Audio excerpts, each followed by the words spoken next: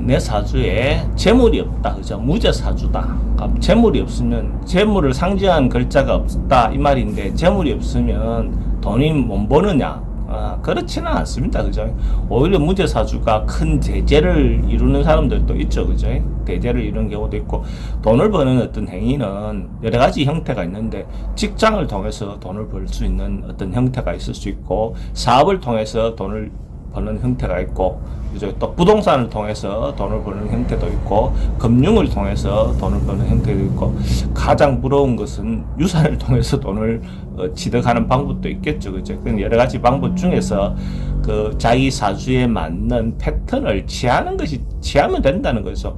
오히려 재물을 상징하는 글자가 없는 것보다 재밭이 없는 것, 재물을 밭이 없는 것이 오히려 더 불리할 수도 있죠. 재물이 밭이 없으면 만들어내는 원재료가 원소스가 없는 거잖아요, 그죠? 그런 어떤 의미에서 재물을 상징하는 글자, 재가 없는 사주보다도 오히려 재밭이 없는 사주가 좀 더 불리할 수 있다라고 볼 수 있죠. 근데 이제 직장을 다니는 사람은 직장만 튼튼하면 큰 문제가 없는 거예요. 재가 없어도. 그 대신에 직장을 다니는데 재물을 상징하는 글자가 없다는 것은 직장의 좀 연속성이 좀 부족하다.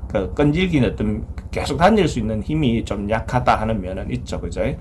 사업을 한다면 기본적으로 이제 유통이라든지 재를 가지고 활용하는 어떤 사업은 좀 불리할 수 있고, 오히려 부동산 형태로는 괜찮죠, 그죠? 재와 그 상반되는 반대되는 어떤 그런 그 기능을 하는 것이 문서고 그런 부분이 있으니까 차라리 부동산의 형태나 이런 어떤 형태로 재를 축적하는 것도 하나의 방법이 됩니다. 그래서 팔자에 맞는 방법대로 자기인데 만들어진 방법대로 사는 것이 좋고, 물론 원래 타고 났을 때는 그랬지만은 운이 흘러서 반대로 가다 보면 어떤 재운을 만날 시기가 있죠. 그럼 그때는 그 재를 활용하면 됩니다. 운에서 와서 활용하면 되죠, 그죠?